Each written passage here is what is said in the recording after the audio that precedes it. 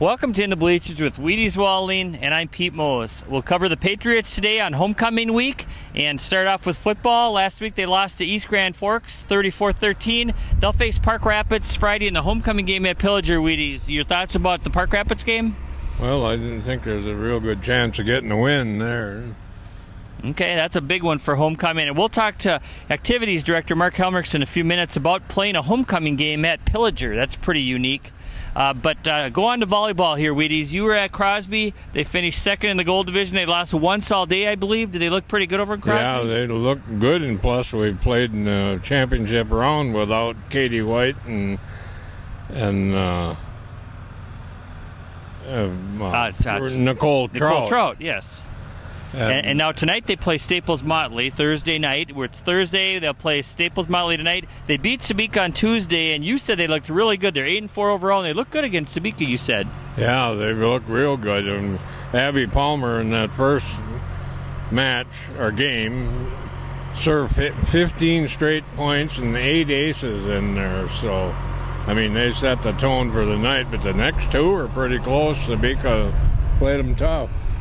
Yeah, people are probably wondering what all the noise is. We're live here. We're at the Pequot School, and they're doing work on the project. We'll ask Mr. Helmrichs about that, too, in a minute. But to go on to tennis now, Wheaties, they host Park Rapids tonight on Thursday night. Yeah, I'm going to go to that. And you're going to go to that. And they were second at the Mid-State meet last weekend. Ellie, Erholtz, and Lauren Bengtson teamed up to win the title at number 2 doubles. So a nice job by the tennis team.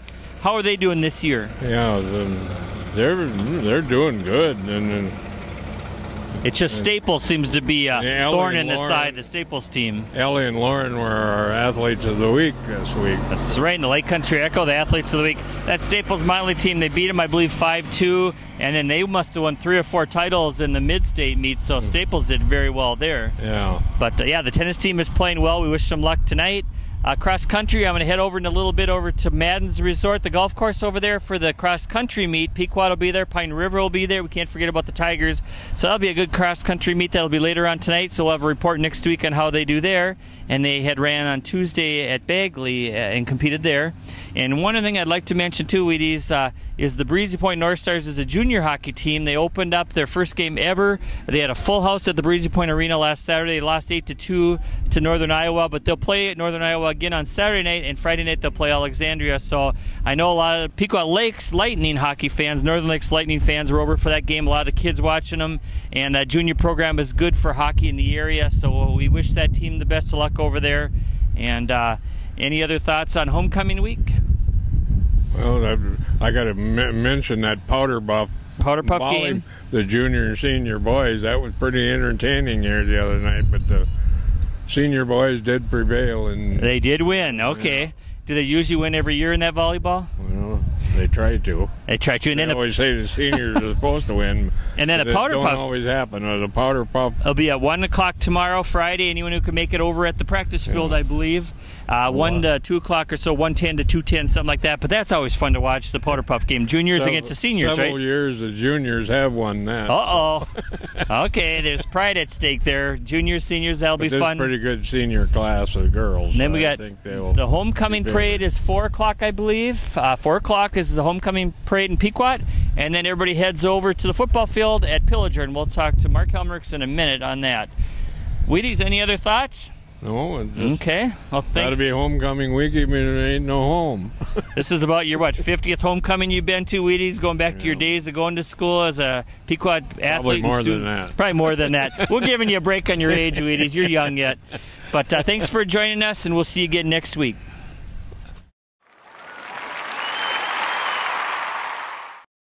Here we are with Mark Helmrichs, Activities Director, Pequot Lakes School, and it's a busy time for Mark. We pulled him away for a couple minutes. He's working on homecoming.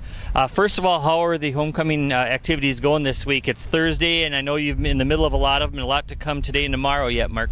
It's been a really good week. A lot of the kids are getting involved with various activities, and obviously, we've had the coronation and things like that, and the volleyball team got a nice W Tuesday night. We had a little promotion there and got a lot of fans into the gymnasium, so it's been a lot of fun. Kids are involved. It's a busy time, but it's certainly a good busy to be involved with homecoming week. And one of the biggest events is a football game. What's it like to play a homecoming game at Pillager High School? A lot of the volunteers are from Pequot Lakes. Yeah, it's certainly unusual or unique or whatever word you want to give it to it, but in the end, it's still, we got to lace it up against a quality opponent, and hopefully we can have a good showing that night. We're trying to get as many kids there for the game as we can. We're running some free fan buses, and obviously we're going to have the band there, so we're hoping a lot of people come out and try to get as much home crowd feel as we can at Pillager. And I think Wheaties like to ask you about the construction project going on behind us here. It looks like a lot of progress has been made. Sure, it's been very busy. It's been very exciting. Obviously, it's displaced a few people, and it's everything we got to work through. But in the end, I think we're going to have a very quality facility, one that we can all be very proud of. And hopefully, we're standing kind of right where the entrance to the new gymnasium will be a year from now. Hopefully, we're playing volleyball in here, and the football field to be ready. We'll be on the new track this spring, so we're looking forward to that. So certainly a very exciting time. And did you mention that might have to reseed on the grass on the field? Well, it's certainly a possibility. They're going to give it another week or so and see what Mother Nature can do to help us, but we want to make sure we get a nice lush. Need a good rain. A little Mother Nature can help us a lot, Wheaties, no doubt. Are you pretty much on schedule, Mark? Everything's on schedule right now, so it's just a matter of, like I said, I'm sure the construction crew is going to like to have some good weather here and into the fall and into the winter and help their progress, but everything's going as scheduled right now, and it's, like I said, very exciting. We're really looking forward to the finished product. Thanks for joining us, Mark. Thank you.